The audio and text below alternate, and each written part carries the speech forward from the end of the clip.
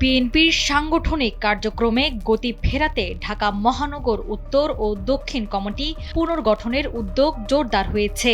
Committee পুনর্গঠন ঘিরে ইতোমধ্যে ডজন খানেক নেতার নাম নিয়ে শুরু হয়েছে জোর গুঞ্জন। নির্বাচন পরবর্তী বাস্তবতায় সাংগঠনিক গতিশীলতা ফিরিয়ে আনতে নবীন ও প্রবীণের সমন্বয়ে নতুন নেতৃত্ব গড়ার দিকে এগোচ্ছে দলটি। সম্প্রতি রাজধানীর গুলশানে দলটির স্থায়ী কমিটির সদস্যদের বৈঠকের পর উত্তর ও দক্ষিণ কমিটি পুনর্গঠনের উদ্যোগ নতুন মাত্রা পেয়েছে। সাংগঠনিক কাঠামো আরও গতিশীল ও কার্যকর করতে মহানগর পর্যায়ে বড় ধরনের পরিবর্তনের নির্দেশনা এসেছে। সংশ্লিষ্ট সূত্র জানিয়েছে, এবার কমিটি গঠনের ক্ষেত্রে এক নেতার এক পদ নীতি কঠোরভাবে অনুসরণ করা হবে। অর্থাৎ যারা সরকারে আছেন বা সংসদ সদস্য হিসেবে দায়িত্ব পালন করছেন তাদের মহানগরের নেতৃত্বে রাখা হবে না।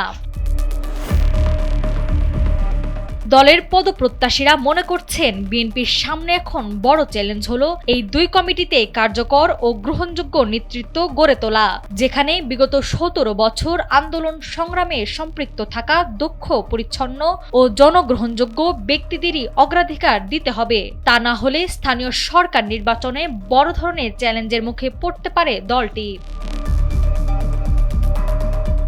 এই বিষয়ে দলের সিনিয়র যুগ্ম মহাসচিব রুহুল কবির রিজভী বলেন, দলের সাংগঠনিক কার্যক্রম চলছে। আগে শুধু সাংগঠনিক কার্যক্রম চলত, কিন্তু এখন বিএনপি সরকার গঠন করেছে। সুতরাং বিএনপির জনগণের প্রতি কমিটমেন্ট আছে, সেটাও দেখতে হবে এবং বাস্তবায়ন করতে হবে। নাওয়ার সালসাবিল দুরদানা, সময়ের আলো।